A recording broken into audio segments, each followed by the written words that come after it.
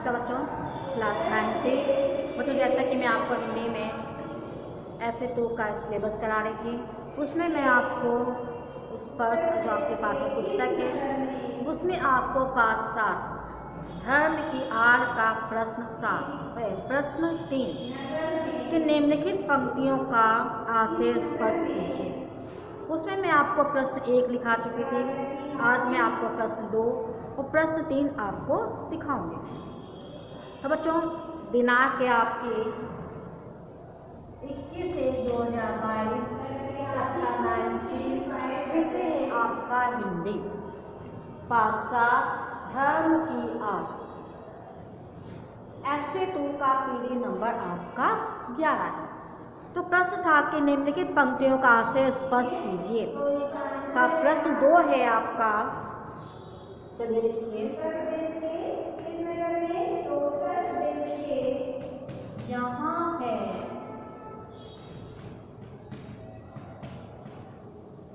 बुद्धि पर पर्दा डालकर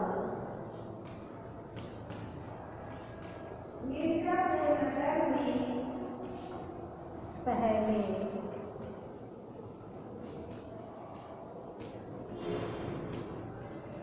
ईश्वर और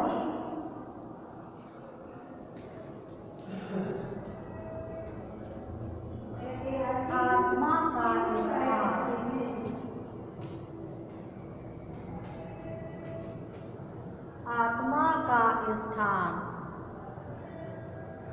अपने लिए लेना।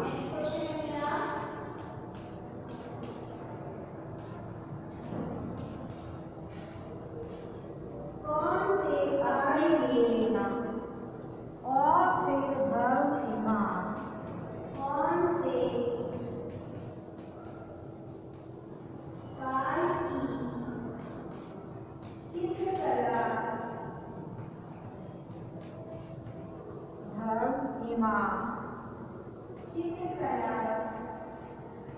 ईश्वर और दरबारी है।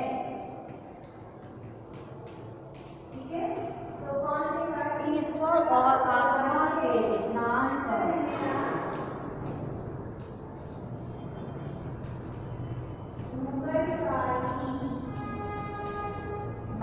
पर अपनी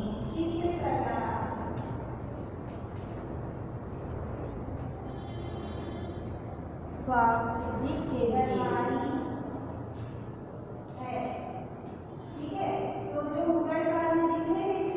लोगों को स्वार्थ सिद्धि के लिए लोगों को डराना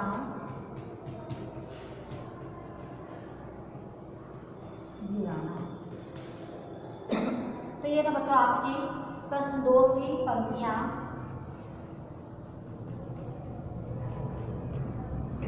इसके बाद आप लोग देखिएगा यहाँ पर इसका आशय।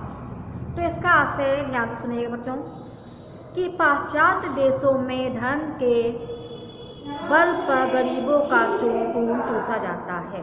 यानी कहने का ये कि पाश्चात्य देश जो विदेशी देश हैं, वहाँ के जो अमीर लोग हैं, धनवान लोग हैं, वे वहाँ पर रहने वाली जो गरीब जनता है उनका खून चूसते हैं।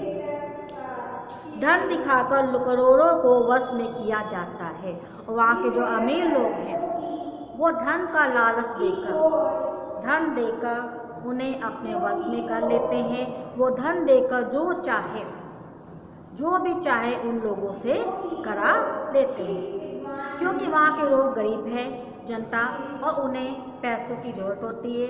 इसलिए जो अमीर धनवान लोग हैं उन्हें धन देकर अपना काम करवा लेते हैं। वहीं हमारे देश में धर्म की आड़ में कुछ इने गिने लोग अपने हीन स्वार्थ को पूरा करने के लिए करोड़ों आदमियों की शक्ति का दुरुपयोग करते हैं। पाश्चात्य देशों की तरह ही हमारे देश में जो स्वार्थी लोग हैं वे अपने स्वार्थ की पूर्ति के लिए जो हमारे देश में धर्म की आड़ में जो गिने चुने लोग हैं वे अपने स्वार्थ की पूर्ति के लिए यहाँ के जो करोड़ों आदमी हैं, जनता है, उनकी शक्ति का दुरुपयोग करते हैं। यानी कि धर्म के नाम पर उन शक्ति का दुरुपयोग करना, वे धर्म के नाम पर उन लोगों को आपस में ही लड़वाते हैं। यहाँ पर बुद्धि पर मार की जाती है। यहाँ बुद्धि पर धर्म का पर्दा डालकर ईश्वर और आत्मा की जगह अपने लिए ली जाती है। यहाँ पर जो लोगों की बुद्धि है उनके ऊपर पर्दा डाल दिया जाता है और उन्हें धर्म के नाम पर उनकी धार्मिक भावनाएं भड़काकर धर्म के नाम पर उन लोगों को आपस में ही लड़वाया जाता है और धार्मिक भावनाएं भड़काकर लोगों का मसीहा बनने की कोशिश की जाती है। जो स्वार्थी लोग हैं, धनवान लोग हैं, वो इन लोगों को आपस में लड़वा के खुद को अपना मसीहा मानते हैं और कभी धर्म के नाम पर, कभी ईमान के नाम पर, कभी ईश्वर के नाम पर और कभी आत्मा का वास्ता देकर वे लोगों को आपस में लड़वाते हैं। उसके पीछे उनका उद्देश्य यही होता है, अपने स्वार्थ को पूरा करना। यानी कि अपने स्वार्थ को पूरा करने के लिए ही वे धर्म के नाम पर इन लोगों को आपस में लड़वाते हैं और स्वयं पीछे खड़े होकर तमाशा देखते हैं। बच्चों, ये था प्रश्न 2 का आशय, जिसको आपको अपनी फेयर कॉपी में लिखना है। बच्चों, इसकी पिक भी मैं आपको भेज दूँगी ताकि आपको लिखने में आसानी हो। उसके बाद प्रश्न 3 है, यानी कि इन पंक्तियों का आशय भी हमें स्पष्ट करना है।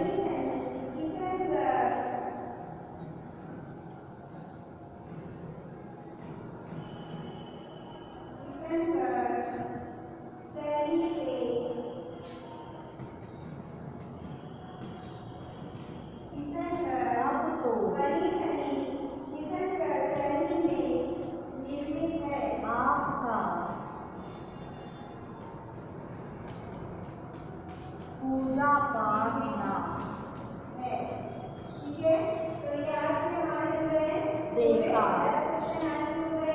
तो 81 से 90 तक के क्वेश्चन हो गए जाएगा। कल की क्लास में हम लोग 91 से 90 तक क्वेश्चन करेंगे। तो आज की क्लास में हमारी ओवर होती है। आप लोग जो है सारे क्वेश्चन कर लीजिएगा। जो आपका टेस्ट होगा आपकी भर मन साहत की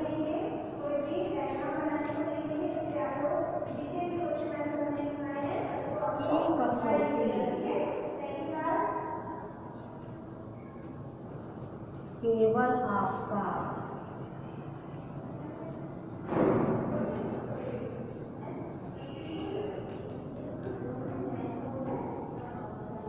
आचरण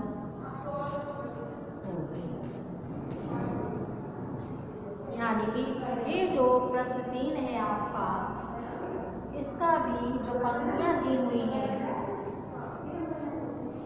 इनका भी हमें आशय प्रकट करना है। तो इसका है कि आशय लिखेंगे, कुछ लोग अनजाने ने नमाज, पंचवक्तीय नमाज पढ़ने, संग बजाने, नाक दामने को ही अपना धर्म मान बैठते हैं। कहना है कि मुस्लिम लोग जो मस्जिद में जाकर अजान देते हैं, नमाज पढ़ते हैं, हिंदू लोग मंदिर में जाकर पूजा पाठ करते हैं, संग बजाते हैं, इन सबको ही वो अपना धर्म मानते हैं। वह 2 घंटे तक बैठकर पूजा पाठ करते हैं, चाहे वो घर में हो, चाहे वो मंदिर मस्जिद जाकर हो, वो 2 घंटे बैठकर पूजा पाठ करने में लगा देते हैं। पंचवक्ता मैंने 5 वक्त की नमाज पढ़ते हैं। दिन में 5 वक्त का नमाज पढ़ी जाती है। 5 वक्त उसे कहते हैं पंचवक्त। वह इस प्रकार ईश्वर को रिश्वत देने के उपरांत, यानी कि ईश्वर को रिश्वत देने के उपरांत, यानी कि ईश्वर की भक्ति करने के बाद, ईश्वर की पूजा करने के बाद वह ये सोचते हैं कि वे बेईमानी करने और दूसरे को तकलीफ पहुंचाने के लिए आज़ाद हैं। यानी कि प्रातःकाल सुबह पूजा पाठ करते, सब कुछ करते हैं, परंतु उसके बाद वो दिन भर बेईमानी करते हैं, दूसरे के दुखों को बढ़ाते हैं, दूसरे की तकलीफ़ों को बढ़ाते हैं। तो आने वाले समय में यदि वो ऐसा ही करते रहेंगे तो ये जो धर्म है वो टिक नहीं पाएगा। यानी कि दिन भर पूजा पाठ करने के अलावा उसके बाद बेईमानी करेंगे तो ये जो पूजा पाठ है, धर्म है, वो आने वाले समय में टिक नहीं पाएगा। अब हमारा पूजा पाठ कोई नहीं देखेगा, हमारा आचरण ही हमारी कसौटी होगा। यदि हम अपना अच्छा आचरण करेंगे तो वो सभी लोग देखेंगे हमारा घर में बैठ कर हम पूजा पाठ कर रहे हैं, नमाज पढ़ रहे हैं, ये कोई नहीं देखेगा। तो हमारा अच्छा आचरण ही लोगों को दिखाई देगा।